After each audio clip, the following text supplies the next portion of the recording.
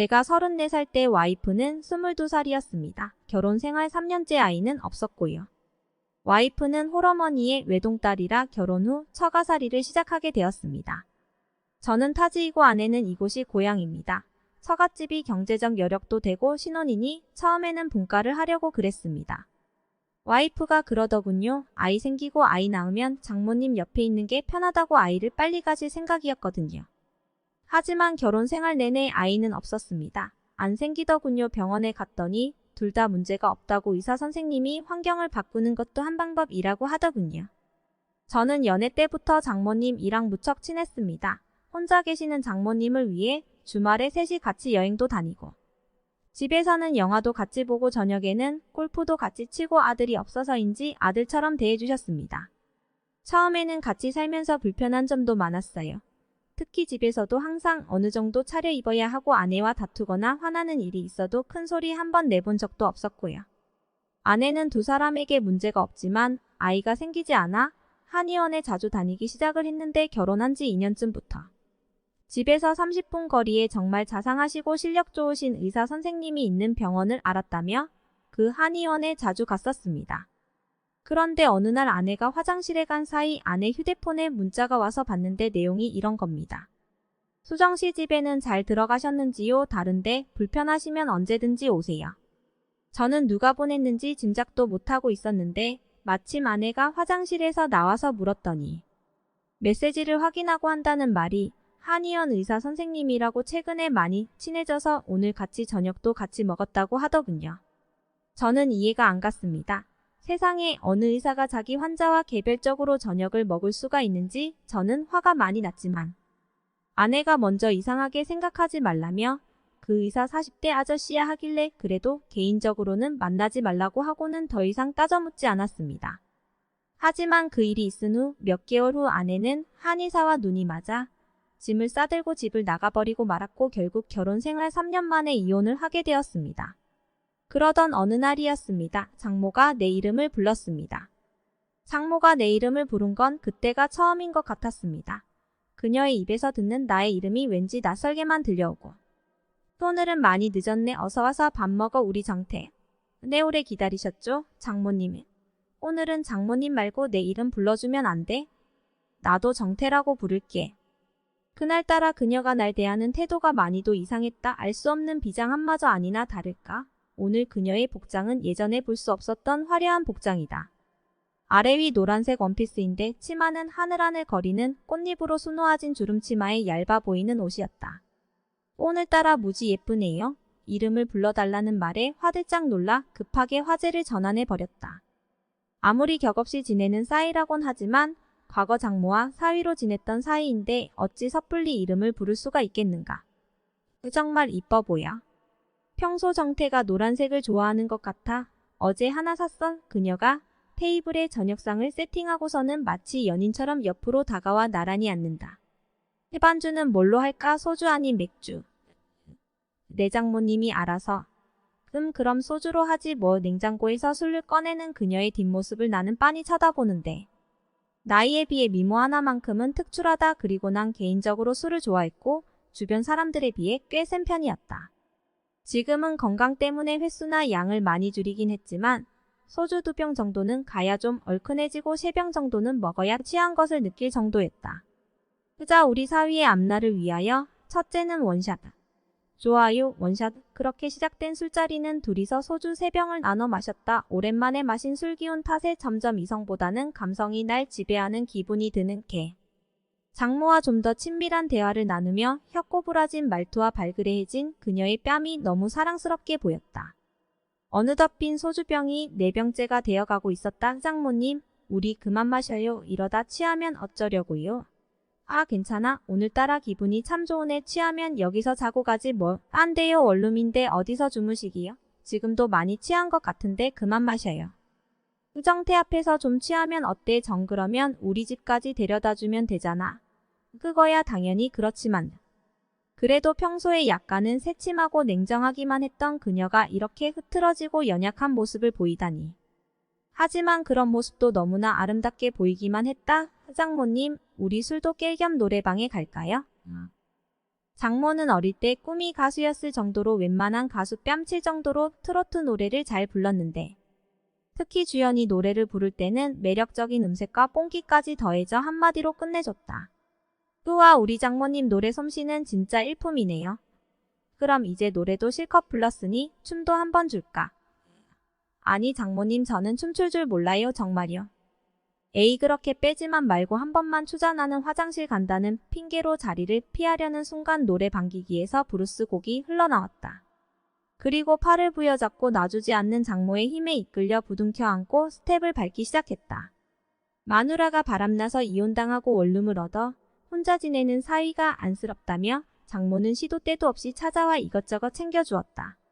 한 번은 더 이상 찾아오지 않으셔도 된다고 딸과 이혼했으니 장모와 난 이제 남남이라고 했더니 자기는 여전히 날 아들처럼 여긴다며 남처럼 대하니 섭섭하다고 하셔서 장모님 편한 대로 하시라고 한 게 벌써 1년 전 일이다. 근데 요즘은 나와 나이 차이가 고작 12살 차이 나는 젊은 과부 장모가 자꾸 이성적으로 다가와 고민이다. 이혼 후 처가집을 나와 그 동네에서 멀리 떨어져 살고 싶었지만 목구멍이 포도청이라 먹고는 살아야 하니 직장 근처에 원룸을 얻어 혼자 지내게 되었죠. 한 번은 장모님이 저한테 너무 미안하다며 저를 찾아오게 되었고 저녁을 같이 먹으면서 저한테 한다는 소리가 노골적으로 자기도 옆구리가 시리니 장모도 남자 만나 시집가도 되겠나? 그러는데 저는 이혼했는데 왜 저한테 물으시냐고 상관없으니 좋아하는 남자가 있으시면 만나보라고 괜찮다고 했다. 그러던 중 장모님은 나를 만나러 올 때마다 옷차림이 과감해져 늘 짧은 치마를 입고 찾아왔다. 장모는 젊었을 때부터 다른 여자들보다도 멋부리는 거 좋아하고 예쁜 옷 있으면 꼭 가지고 싶어하고 예쁜 몸매를 유지하기 위해 신경을 많이 쓰는 분이었다. 김서방, 이 옷자네가 보기엔 어떤가 치마 길이가 너무 짧아 보이지는 않나.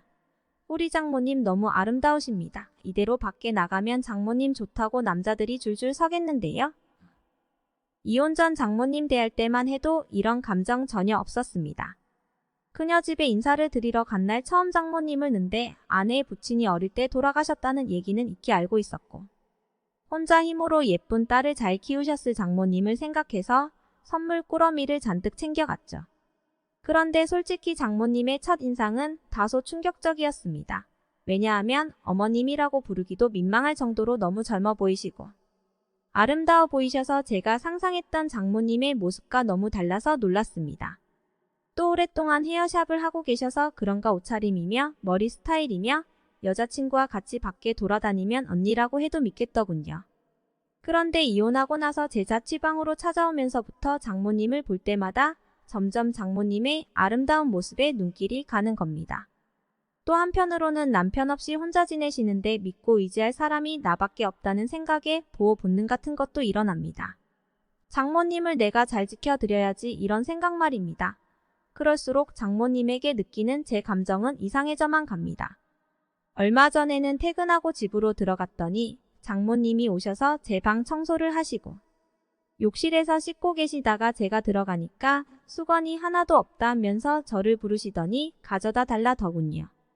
그때 욕실문 사이로 수건을 건네주는데 얼마나 설레이던지 그리고 욕실에서 씻고 나와 머리를 수건에 싸매시고 주방에서 저 먹인다고 저녁을 준비하시는데 정말 말로 표현할 수 없는 감정을 느꼈습니다. 온몸이 찌릿했다고 해야 할까요?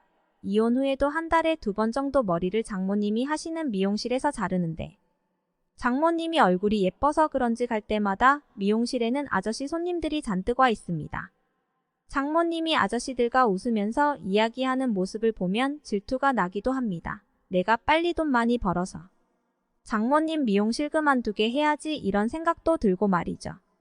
근데 최근에 장모님께 남자친구가 생겼는지 밤 12시가 넘어 집에 들어가고 며칠 전에는 친구들과 1박 2일로 여행을 간다길래 제가 외박은 절대 안 된다고 나도 모르게 마구 화를 내버렸어요. 장모님은 제가 가지 말라고 그러면 안 가겠다고 하시고요. 이혼 후 집으로 찾아오는 장모님이 쉽지가 않고 자꾸 신경이 쓰이는데 더 어쩌면 좋죠.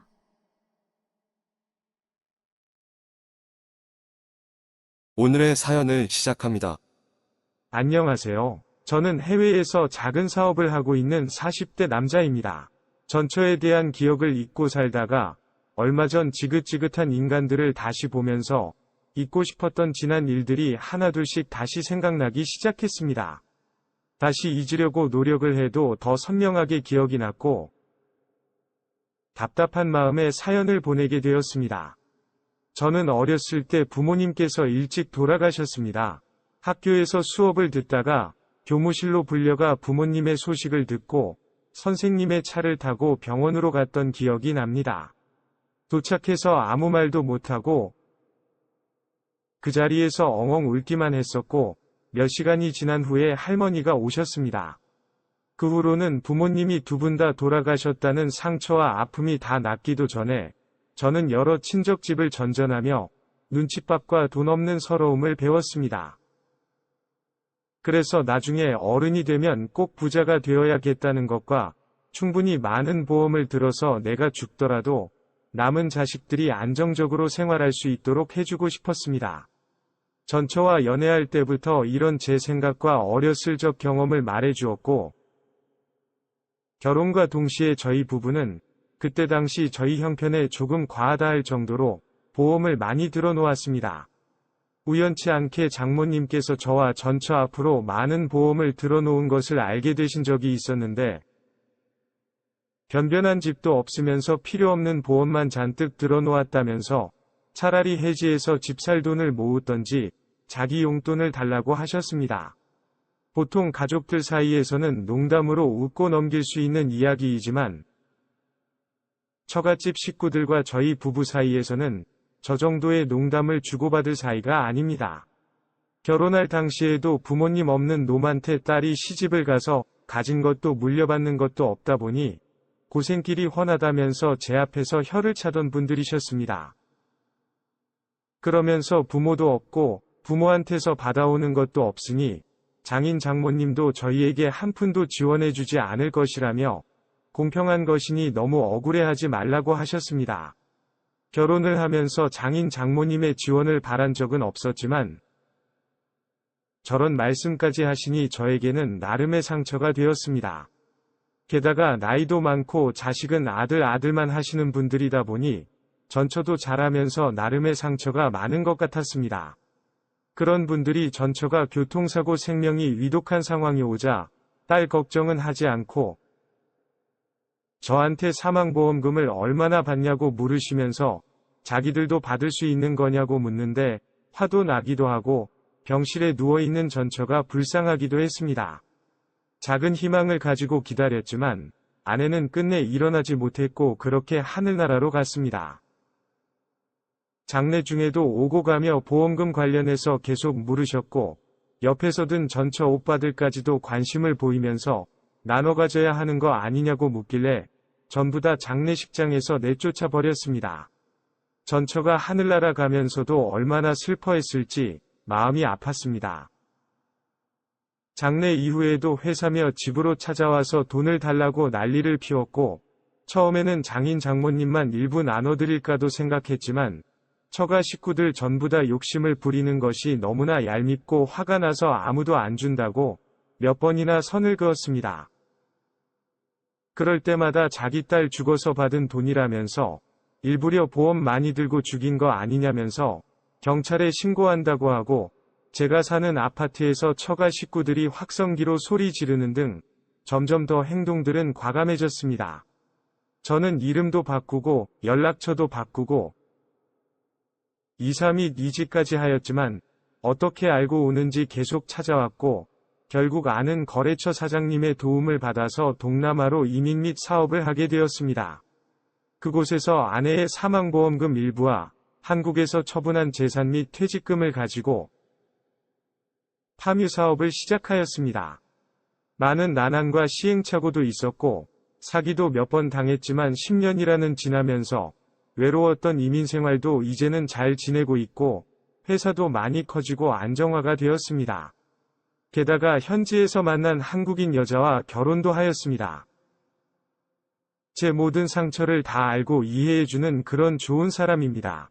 아내와 결혼을 하기 전까지는 한국에 연고도 없고 아는 사람도 별로 없기에 한국에 한 번도 들어가지 않았습니다.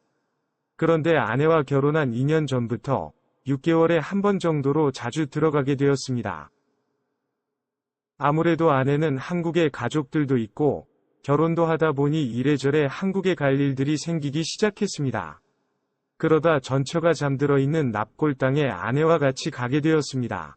아내가 한 번은 가서 인사를 드리는 것이 예의인 것 같다며 저를 설득하였고 같이 못 갈 이유도 없을 것 같아서 고민 끝에 가게 되었습니다. 그곳에서 우연치 않게 전처가 식구들을 보게 되었습니다. 너무나 변해버린 제 스타일 때문인 건지 제가 쓰고 있던 선글라스 때문인 건지 저를 못 알아보는 것 같았는데 몇 번을 다시 쳐다보더니 저한테 김서방 맞지? 맞네 김서방 이러시면서 제 옷을 잡고 흔들면서 저를 밀쳤습니다. 정중히 인사를 할까도 싶었지만 악연으로 끝난 싸이이기에 그냥 모른 척하고 지나가려고 했는데 결국 그렇게 또 만났습니다. 어디를 숨어 지내길래 지금까지 안 나타나다가 여기서 만나냐면서 제 멱살을 잡고 흔드는데 옆에서 보고 있던 아내가 멱살을 잡고 있던 전 장모의 손을 뿌리치면서 한 번만 더 저한테 손을 대면 경찰에 신고한다고 하였습니다. 이미 흥분한 전 장모는 아내에게 욕을 하시면서 뺨을 때렸고 다시 제 멱살을 잡고 흔들면서 아내는 경찰에 신고하려고 하자 전처 오빠라는 사람이 아내 폰을 뺏고 부시는 등 난리가 나면서 납골당 직원들이 오고 다른 주변 사람들이 경찰을 부르면서 다 같이 인근 파출소로 가면서 그 난리를 끝이 났습니다. 파출소에서 전처가 식구들은 또 말도 안 되는 거짓말을 하면서 보험 사기다, 자기 딸을 죽여서 보험금을 탔다, 자기들이 받아야 할 보험금을 중간에서 가로챘다 등 말도 안 되는 헛소리들을 나열하기 시작했고 약 10년이라는 시간이 지났음에도 그들은 전혀 변한 게 없었습니다. 결국 한참을 더 실랑이가 벌어졌고 그 사이에 변호사이신 지금의 장인어른께서 오셔서 모든 것을 정리해 주신 후에야 저희는 파출소에서 먼저 나왔습니다. 먼저 나가는 저희를 보면서 손가락질을 하며 끝까지 소리를 치던 전처가 식구들이 몇 개월 전 일인데도 아직까지 선명히 기억이 납니다. 동남아에서 지내는 것을 이제 알았다면서 찾아온다고 하는데 동남아 관광지에 있는 것도 아니고 현지인이 아닌 이상 쉽게 찾아오지 못할 것을 알지만 전처가 죽고 나서 약 1년 동안 당한 게 생각이 나서 그런지 조금은 걱정이 됩니다. 미우나 고우나 자기 딸의 남편이자 사위였던 저에게 이렇게 하셔야 하는지도 죽은 딸에 대한 슬픔보다 보험금이 먼저였어야 하는지 정말 이해도 안 되고 의문입니다. 물론 돈이라는 현실적인 문제도 중요하지만 아직 전처가 병원에 살아있을 때부터 그랬다는 것이 아직도 화가 납니다. 분명 저에게는 그 사망보험금보다 아주 훨씬 소중한 사람이었습니다. 아무튼 납골당에서 있었던 사건으로 장인어른께서 폭행 및 명예훼손으로 고소하신다고 하셨지만 더 이상 엮이고 싶지 않다는 저의 간곡한 부탁으로 조용히 넘어가기로 하였습니다. 제 아내도 제 뜻을 이해해 주었고요. 조만간에 한국에 또 갈 일이 있는데 아내가 그때 제대로 인사도 못 드렸다면서 다시 한번 전처한테 가자고 하는데 가도 될지 걱정입니다. 오늘의 사연은 여기까지입니다. 구독과 좋아요, 알림 설정 부탁드립니다. 긴 글을 읽어주셔서 감사합니다. 중학교 3학년. 그녀를 처음 본 날, 그때를 아직도 생생하게 기억하고 있다. 어머, 너가 경수구나? 어서 와. 아직도 귓가에 선명하게 울리는 그 목소리. 현관에서 나를 맞이하던 그녀를 보는 순간 마치 운명처럼 첫눈에 강렬하게 매료되었다. 풋풋한 중학생의 어설픈 감정을 사랑이라 단정 짓기엔 어색할지 모르지만 그 어린 나이에 느꼈던 감정은 가히 충격적이었다. 화순 이모는 정말이지 키가 훤칠했다. 170cm에 살짝 못 미치는 키였겠지만 모델처럼 늘씬한 몸매에 찰랑이는 긴 생머리, 앳된 얼굴과 성숙한 분위기가 묘하게 공존하는 아이러니컬하면서도 매혹적인 아우라를 풍겼다. 무엇보다 해맑게 웃을 때마다 드러나는 눈웃음은 그 어린 마음에도 훅 하고 파고들 만큼 강렬한 충격으로 다가왔다.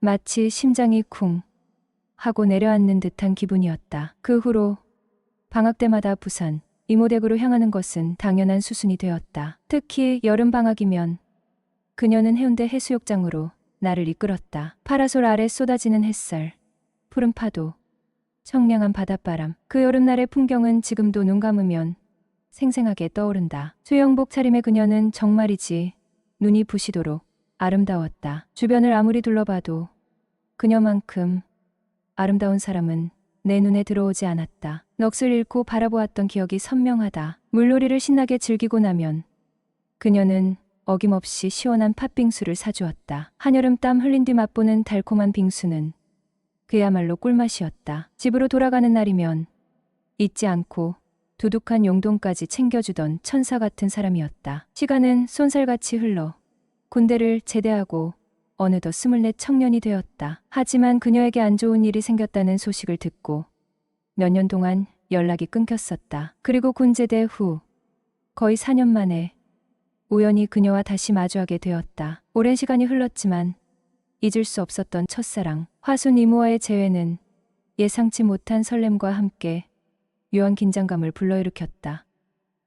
어느 방학날, 여느 때처럼 PC방에서 밤 삼매경에 빠져 있었다. 해가 질 무렵 비틀거리며 집에 돌아왔을 때 예상치 못한 광경이 펼쳐졌다. 거실은 이미 술판이 벌어진 듯 왁자지껄했다. 배달 음식 냄새와 술 냄새가 뒤섞여 코를 찔렀고 바닥에는 맥주 캔들이 어지럽게 흩어져 있었다. 대낮부터 술이라니. 어머니와 함께 흥겹게 떠드는 사람들을 보니 벌써부터 얼굴이 발갛게 상기되어 있었다. 방으로 직행할까 망설였지만 그래도 인사는 드려야 할 것 같아 쭈뼛거리며 입을 열었다. 엄마, 저 왔어요. 그 순간 시끌벅적한 분위기 속에서 한 여성이 낭낭한 목소리로 외쳤다. 어머, 우리 경수 이제 왔어? 이 아줌마가 얼마나 기다렸는데. 나 지금 목소리, 고개를 돌려보니 나의 첫사랑, 화순 이모였다. 어머, 경수, 진짜 오랜만이네. 군대 갔다 오더니 아주 훤칠해졌어. 몰라볼 뻔했잖아. 그녀는 반가운 듯 손뼉을 치며 호들갑을 떨었다. 아줌마, 안녕하세요. 오랜만이에요. 어색하게 인사를 건넸다. 아줌마는 무슨, 예전엔 화순 이모라고 꼬박꼬박 굴렀잖아. 오랜만에 보니 내가 늙어 보이기라도 해? 그녀는 짓궂게 눈을 흘겼다. 아, 죄송해요 이모. 제가 호칭이 헷갈렸어요. 멋쩍게 웃으며 사과했다. 괜찮아. 내 마음 내키는 대로 불러. 근데 우리 경수 얼굴이 더 좋아진 것 같네. 혹시 여자친구라도 생긴 거야? 그녀는 눈을 가늘게 뜨며 짓궂게 물었다. 이모, 저 여자친구 없어요. 세월의 흔적이 느껴졌지만 그녀는 여전히 아름다웠다. 아니, 오히려 예전보다 더 성숙하고 매혹적인 분위기를 풍기는 듯했다. 경수처럼 훤칠한 청년이 왜 여자친구가 없을까? 설마 눈이 너무 높은 건 아니겠지? 아니면 혹시 이 이모 같은 스타일 좋아하는 거 아니야? 그녀는 장난스럽게 윙크를 하며 물었다. 하하, 제 이상형은 그냥 착하고 좋은 분이면 돼요. 애매하게 얼버무렸다. 착하고 좋은 사람도 좋지만 너무 밋밋하면 재미없잖아? 나처럼 섹시하고 톡톡 쏘는 매력도 있어야 남자들이 좋아하지. 안 그래? 경수는 이 이모 어때? 그녀는 술 기운에 살짝 발그레해진 얼굴로 능글맞게 물었다. 이모 같은 분 당연히 좋죠. 나도 모르게 솔직하게 대답했다. 역시 경수는 보는 눈이 있다니까. 근데 경수야, 이 이모가 궁금한 게 하나 있는데. 그녀는 진지한 표정으로 물었다. 네, 말씀하세요 이모. 솔직히 말해봐. 이 이모 처음 봤을 때 이쁜 애란 생각 조금이라도 했어? 안 했어? 얼굴이 화끈거렸다. 아, 그게 정말 미인이시라고 생각했죠. 엎드려 절받기 같지만 왠지 기분은 좋네. 너 진짜 못 본 사이에 엄청 듬직해졌어. 완전 상남자가 다 됐네. 호호호. 그녀는 호탕하게 웃으며 내 어깨를 툭 쳤다. 나도 경수 같은 듬직한 애인 하나 있었으면 좋겠다. 정말. 그녀의 농담 섞인 말에 심장이 쿵 내려앉았다. 예전에 알던 조신한 모습은 온데간데 없이 스타일도 확 바뀌었고 나 뜨거운 농담도 서슴없이 하는 그녀의 변화의 순간 당황스러웠다. 하지만 싫지만은 않았다. 오히려 묘한 설렘이 가슴 속에서 피어나는 것을 느꼈다. 경수, 오랜만에 봤는데 너는 이 이모가 반갑지도 않아? 그녀는 뾰로통한 표정으로 물었다. 반가워요. 제가 이모 얼마나 보고 싶어 했는데요. 엄마한테 물어보세요. 여름 방학만 되면 이모 보고 싶다고 노래를 불렀다니까요. 정말 그랬어? 그녀는 눈을 동그랗게 뜨며 되물었다. 이리 가까이 와봐. 아줌마가 용돈이라도 줘야겠다. 그녀는 지갑에서 빳빳한 5만 원짜리 지폐 2장을 꺼내 내 손에 쥐어주었다. 그리고는 휴대폰을 꺼내더니 경수, 이제 이 이모 연락처 알지? 앞으로 자주 연락해. 알고 보니 그녀는 얼마 전 부산에서 부천으로 이사를 왔다고 했다. 뜻밖의 재회, 그리고 묘하게 설레는 분위기 속에서 우리는 다시 연락을 주고받는 사이가 되었다. 그리고 며칠 뒤 오랜만에 고딩 친구들이랑 술 한잔 하기 위해 약속 장소인 성남에 갔어요. 약속 시간보다 40분이나 일찍 도착하여 PC방에서 시간을 때우기 위해 걸음을 옮기려다 문득 화순 이모 생각이 났죠. 이모 보고 싶으면 얼마든지 연락해도 돼. 바로 엊그제 나눈 카톡 내용 중 하나예요. 그래서 바로 연락했어요. 이모, 나 지금 성남에 와 있어요. 어머, 우리 경수 혹시 이모 보고 싶어? 성남까지 온 거야? 보고 싶은 건 맞는데 친구들이랑 약속 있어 왔다가 이모 생각이 나서 연락드린 거예요. 그랬어. 지금 어딘데? 모란역 근처예요. 시간 되면 잠깐 이모 집에 왔다 가. 네, 그럴게요. 그녀가 보내온 주소로 향했다. 멀리 아파트 입구에서 발목까지 오는 하늘색 원피스를 입은 여자가 마치 모델처럼 워킹을 하며 걸어 나오는 모습이 내 눈에 띄었다. 저 정도 아우라를 낼 수 있는 사람은 화순 이모뿐이야. 순간 머릿속을 스치고 가는 것이 아닌가. 근데 이건 또 무슨 운명의 장난이란 말인가? 정말로 화순 이모였다. 이모가 날 발견하더니 반갑다며 환하게 웃으며 양손을 들어 흔들었다. 그 모습이 얼마나 사랑스럽던지 나도 모르게 이모 이모를 외치며 그녀 쪽으로 정신없이 뛰어갔다. 근데 그녀가 뛰어오는 내 모습을 보더니 갑자기 들고 있던 팔을 양쪽으로 펼치는 게 아닌가? 마치 영화의 한 모습처럼 보였다. 난 영화 속 주인공이 된 것 마냥 그녀 품에 안겼고 그녀 역시 나를 와라 껴안아 주었다. 호호, 너 정말 못 본 새 훌쩍 컸어. 꽤 남자다워지고 말야. 이모야말로 점점 더 이뻐지시는 것 같은데요. 그나저나 너 택시 타고 오라니깐 걸어온 거야? 한여름에 대낮이라 그런지 잠시 걸었을 뿐인데 땀이 무지하게 쏟아졌다. 한여름에 더워 죽겠는데 뛰긴 왜 뛰고 그래? 조금이라도 이모 빨리 보고 싶어 뛰었죠. 호, 그랬어? 우리 경수 말도 어쩜 이리 이쁘게 하노. 근데 너 일단 샤워부터 해야겠다. 네. 욕실이 어디예요? 저기 바로 보이는 문이야. 네. 아휴 덥긴 덥네요. 휴. 경수, 너 뭐 마실래? 이모가 사다 놓을게. 괜찮아요 이모. 저 안 마셔도 돼요. 그래. 그럼 너 점심은 먹었니? 아니요. 친구들 만나서 먹으려고요. 그럼 시원한 맥주라도 사올 테니깐 잠시만 기다리고 있어. 대낮에 무슨 맥주람. 욕실에서 나와 거실 소파에 앉아 TV를 보고 있었다. 5분 정도 기다리니 화순 이모가 돌아왔다. 그녀가 맘스터치 사이버그 세트랑 후라이드, 긱사이 순살 그리고 캔맥주 한 묶음을 사들고 온 것이다. 너 친구들 만나러 안 가면 안 돼? 오랜만에 이모랑 놀아줘. 자기랑 맥주나 한잔하자며 코맹맹이 소리까지 내며 날 붙잡았다. 그럴게요. 저한텐 이모가 더 소중하니깐. 자, 목마를 텐데 시원하게 한잔해. 맥주 캔이 하나, 둘 비워져 갈수록 기분 좋게 알딸딸한 취기가 올라왔다. 딱 기분 좋은 몽롱한 상태. 이모는 여전하시네요. 아니, 오히려 더 아름다워지신 것 같아요. 나도 모르게 툭 진심이 흘러나왔다. 화순 이모는 짓궂은 듯 웃으며 되물었다. 어머, 그런 능글맞은 말은 어디서 배웠어? 여자한테 꽤나 해봤나 본데? 아니에요. 진심인데 옛날부터 말끝을 흐렸다. 어머니 친구분께 괜한 신뢰를 범하는 건 아닐까. 순간 망설였다. 하지만 이미 뱉어진 말은 주워 담을 수 없었다. 술 기운 탓이었을까? 아니면 오랫동안 억눌러왔던 감정이 드디어 터져나오려 하는 걸까? 화순 이모가 호기심과 약간의 장난기가 섞인 눈빛으로 나를 응시했다. 옛날부터 뭐.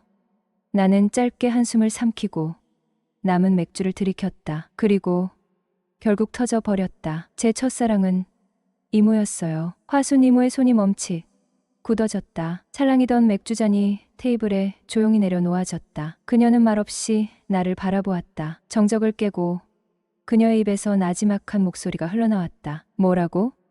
어릴 때 이모 댁에 놀러 갔을 때요. 따뜻하게 챙겨주시던 모습. 함께 영화를 보고 해운대 바닷가를 거닐던 기억. 그때부터였던 것 같아요. 쑥스러운 듯 덧붙였다. 화순 이모는 예상치 못한 고백에 잠시 당황한 표정을 지었지만 곧 부드럽게 미소 지으며 고개를 가로저었다. 아유, 경수야. 그때는 내가 너무 어렸잖아. 그게 진짜 좋아하는 감정이었을까? 지금도 그래요. 지금도 이모를 좋아하는 것 같아요. 순간 화순 이모의 얼굴에서 웃음기가 사라졌다. 미세한 침묵이 흘렀다. 술기운에 발갛게 달아오른 그녀의 볼이 더욱 붉어지는 듯했다. 그녀는 테이블 위에 맥주잔을 쓸쓸하게 매만지며 천천히 입을 열었다. 경수야, 나는 그런 감정 잊고 산지 오래야. 특히 이혼 후에는. 나는 조심스럽게 그녀를 바라보았다. 이모, 굳이 말씀 안 해주셔도 괜찮아요. 하지만 혹시라도 힘드셨던 이야기라면 듣고 싶어요. 이모가 어떤 시간을 보내왔는지 조금이라도 알고 싶어요. 그녀는 한동안 굳게 입을 다물었다. 무거운 침묵이 테이블 위를 짓눌렀다. 그리고 마침내 그녀가 입을 열었다. 내 남편, 아니, 이제는 전 남편이지. 그 사람이 바람을 피웠어. 처음엔 그저 실수겠거니 그렇게 믿고 싶었어. 하지만 알고 보니 꽤 오랫동안 다른 여자를 만나왔더라고. 씁쓸한 미소가 그녀의 입가에 번졌다. 믿었던 사람에게 배신당한다는 거. 그 잔인함은 겪어보지 않으면 몰라. 나는 아무 말도 할 수 없었다. 그저 안타까운 마음으로 그녀를 바라볼 뿐이었다. 화순 이모는 맥주를 한 모금 삼키고 깊은 한숨을 내쉬었다. 그 일로 정말 많이 힘들었어. 불면증은 기본이고 불안장애까지 겪었어. 정신과 상담도 받고 약도 먹으면서 4년이라는 시간 동안 정말 악몽 같은 터널을 빠져나온 기분이야. 그녀의 손끝이 미세하게 떨리는 듯 했다. 이모, 정말 힘드셨겠어요. 그런데도 이렇게 멋지게 꿋꿋하게 버텨내신 거 보면 정말 대단하세요. 진심을 담아 말했다. 그녀는 자조적인 헛웃음을 지었다. 대단한 게 아니야. 그냥 어떻게든 살아남으려고 발버둥 친 거지. 나는 잠시 망설이다. 조심스럽게 손을 뻗어 그녀의 손등을 감싸 쥐었다. 따뜻한 온기를 전하고 싶었다. 화순 이모는 순간 움찔했지만 뿌리치지는 않았다. 따뜻한 온기가 전해지자 그녀의 얼굴에 복잡한 감정이 스쳐 지나갔다. 슬픔, 놀라움, 그리고 아주 작은 떨림 같은 것. 경수야. 그녀의 목소리가 가늘게 떨렸다. 네, 이모. 나 역시 나지막이 답했다. 두 사람 사이에 미묘하고 낯선 공기가 흐르기 시작했다. 저는 이모가 불행했던 시간보다 앞으로 더 행복할 날들이 많았으면 좋겠어요. 그리고 이모 곁에 제가 함께 할 수 있다면 더할 나위 없을 것 같고요. 화순 이모는 말없이 나를 응시했다. 깊이를 알 수 없는 눈동자가 흔들리는 듯 했다. 침묵 끝에 그녀는 조용히 맥주잔을 들어올렸다. 일단 한 잔 더 할까? 좋아요. 오늘 밤은 그냥 서로에게 솔직해지는 밤으로 하는 거야. 나 역시 잔을 들었다. 대낮부터 시작된 술자리는 켜켜이 쌓였던 이야기들을 풀어내다 보니 어느덧 밤의 장막을 들이우고 있었다. 경수, 오늘 여기서 자고 갈 거지? 네. 그래야죠. 피로와 술기운이 겹쳐 몽롱해진 나는 거실 한켠에 자리를 잡고 스르륵 잠에 빠져들었다. 악! 고요한 새벽, 정적을 찢는 듯한 괴성이 귓가를 때렸다. 본능적으로 눈을 떴다. 안방에서 흘러나오는 떨리는 목소리. 겁에 질린 듯 울먹이는 여자 목소리. 화순 이모였다. 이모, 괜찮으세요? 악몽에 갇힌 듯 그녀는 신음하듯 웅얼거리고 있었다. 황급히 안방으로 달려가 그녀를 흔들어 깨웠다. 이모, 괜찮아요? 흐릿한 눈으로 주변을 두리번거리던 그녀는 내 얼굴을 확인하고 나서야 겨우 안정을 찾는 듯 숨을 골랐다. 악몽을 꿨나 봐. 괜찮아. 이제. 말은 그리했지만 파르르 떨리는 입술은 감출 수 없었다. 주방으로 가 따뜻한 물을 담아 그녀에게 건네주었다. 이모, 제가 옆에 있는데 왜 악몽을 꾸고 그러세요? 그러게 말이야. 그녀는 물을 홀짝이며 나를 올려다보았다. 경수야, 이모가 무서워서 그러는데 오늘 밤 이 방에서 같이 자면 안 될까? 이모만 괜찮으시다면 저야 얼마든지요. 나는 거실에 깔아두었던 이불을 챙겨 안방 한켠에 자리를 잡았다. 어색한 침묵 속에서 우리는 밤새도록 속삭이듯 이야기를 나누었다. 밤은 깊어갔고 새벽이 밝아올 무렵 화순 이모는 비로소 깊은 잠에 빠져들었다. 나 역시 그녀의 곁에서 스르륵 눈을 감았다. 다음 날 아침 주방에서 분주하게 아침 식사를 준비하던 이모가 환한 미소로 나를 맞았다. 경수, 일어났어? 네, 이모, 밤새 푹 주무셨어요? 응. 정말 오랜만에 꿀잠을 잤어. 이혼 후 이렇게 깊이 잠든 건 처음이야. 그녀의 얼굴에는 오랜만에 보는 편안함이 깃들어 있었다. 다 제 덕분인가요? 짐짓 능글맞게 물었다. 응, 그런 것 같아. 아무래도 너 때문에 심리적으로 안정이 된 것 같아. 그녀는 장난스레 웃으며 고개를 끄덕였다. 하하, 역시 화순 이모에게도 남자가 필요하다니까요. 어머, 갑자기 남자 이야기는 왜 꺼내? 화순 이모는 짐짓 핀잔을 주면서도 얼굴에는 옅은 미소가 번져 있었다. 제가 남자니까요. 싱긋 웃으며 대꾸했다. 말은 똑바로 해야지. 남자가 아니라 경수가 필요한 거야. 그날 이후 화순 이모는 자주 나를 집으로 초대했다. 그리고 갈 때마다 자연스럽게 그 집에서 밤을 보내게 되었다. 어느덧 6개월의 시간이 흐른 어느 날, 우리는 여느 때처럼 치맥을 앞에 두고 편안한 밤을 맞이하고 있었다. 이모, 요즘 정말 편안해 보이세요. 나지막이 건넨 나의 말에 화순 이모는 빙긋 웃으며 맥주잔을 내려놓았다. 경수, 너 덕분이지. 내가 옆에 있어줘서 그런가 봐. 저 때문이라니요? 쑥스러운 듯 되물었다. 정말이야. 너 만나고 나서부터 웃는 날이 많아졌어. 악몽도 안 꾸고 잠도 잘 자고 예전에는 상상도 못할 일이었는데 그녀의 목소리는 부드럽고 나긋나긋했다. 경수, 너는 나한테 정말 특별한 존재야. 이모도 저한테 특별해요. 그리고 이모를 여자로도 좋아해요. 순간 화순 이모의 눈빛이 미묘하게 흔들렸다. 예상했던 고백이었지만 막상 입 밖으로 내뱉으니 왠지 모를 긴장감이 감돌았다. 정적을 깨고 그녀가 조심스럽게 입을 열었다. 경수야. 그녀의 목소리는 살짝 떨리고 있었다. 나도 알아. 내 마음 어렴풋이 느끼고 있었어. 정말요? 응, 처음에는 그냥 철없던 어린애의 짝사랑이라고 생각했어. 나이 차이도 많이 나고 솔직히 부담스럽기도 했고. 그런데 시간이 지날수록 내 진심이 느껴지더라. 진심으로 걱정해주는 마음. 나도 모르게 너에게 점점 마음이 끌리는 걸 느꼈어. 화순 이모의 솔직한 고백에 심장이 쿵쾅거렸다. 오랜 시간 짝사랑한 그녀도 나에게 마음이 있었다니 믿기지 않는 기쁨에 얼굴이 붉어지는 것을 느꼈다.